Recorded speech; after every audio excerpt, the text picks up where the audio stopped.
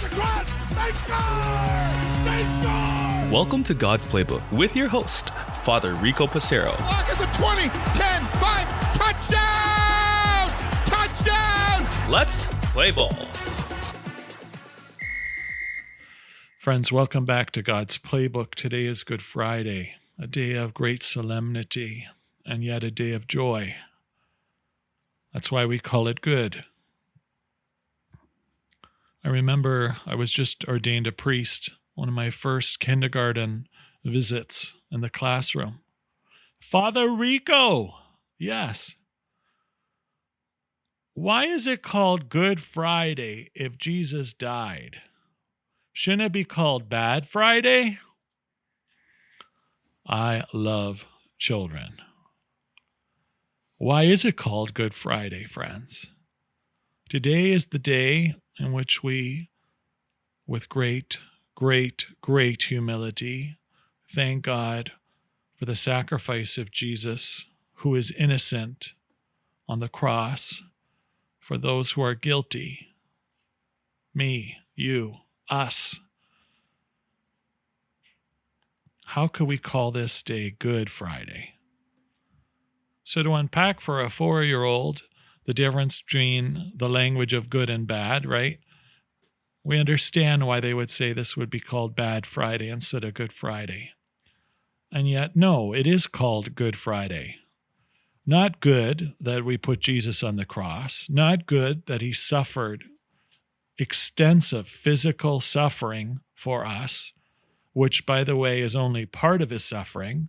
I hope we don't forget the psychological, the spiritual, the emotional suffering that he received. It wasn't just physical, but his sacrifice for us.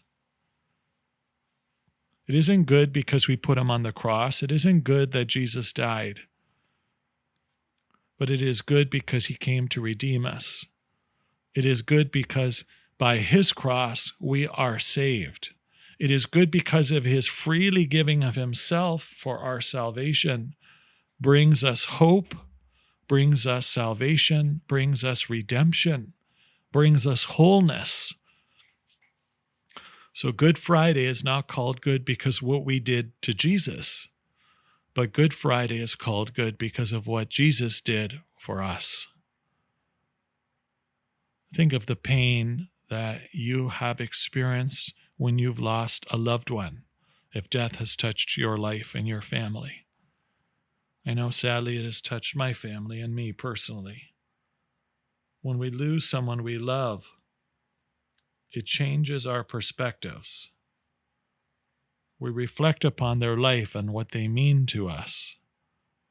We might look at photographs, videos, or perhaps memories in our mind that help us to remember the good times we've had with them.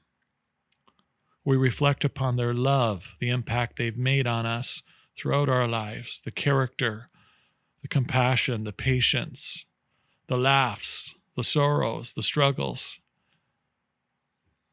all the joys, all the successes, and perhaps even some of the failures come to light. We cry, we laugh, we get angry, we become depressed, we're filled with joy, mixed emotions. And I think those same feelings here are expressed today as we gather for Good Friday. Jesus' suffering on the cross is the most beautiful act of love the world will ever see, the world has ever known. And yet, as powerful and beautiful as that sign is, especially today, it's also a reminder that this did not have to be had we just followed what God has asked for. And so, with great gratitude, we spend this time, not just today, but hopefully every day. Certainly, as the church has given us Fridays, Good Friday in particular, but every Friday, where we are called to enter into sacrifice, abstaining from meat, doing acts of charity, fasting. These are all ways in which we give honor and praise to God who gave his life to set us free. Lord, by your cross and resurrection, You have redeemed the world. Today, as church, we gather as collective and as individuals to give glory to Him, to glory in the cross of Jesus, who is willing to die for you, for me, for us. Indeed, its name is warranted. It is good, because this act of sacrifice and love truly shows us God's unconditional love for us, that He's willing to sacrifice His only begotten Son to redeem the world, a world that has given Him many reasons not to love, not to forgive, and yet that's who our God is. Friends, with sorrow, with grief, with gratitude and love, I invite you, if you have not yet already gone to church today, to make sure that the Good Friday liturgy is a priority for you.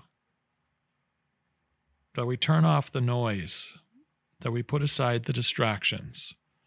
Just like when our loved one dies, we put aside all the things that don't really matter and focus on what truly does. The sacrifice of Jesus.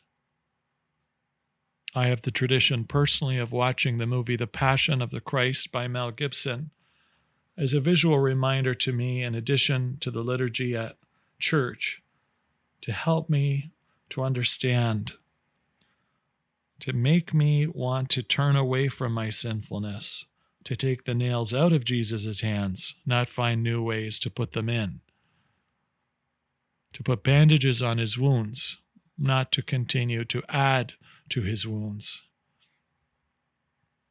How are each of us going to spend this Good Friday in gratitude for all that God has done for us, but for you and me as individuals? Let's make this a Good Friday by reflecting, by praying, and entering into the silence that today offers to us. We adore you, O Christ, and we praise you, because by your holy cross you have redeemed the world. For God's Playbook friends, I'm Father Rico. God loves you, and so do I. If you like what you hear, please consider supporting us using any of our affiliate links in the description below via Buzzsprout, Ko-Fi, or GoFundMe. Thanks, and God bless.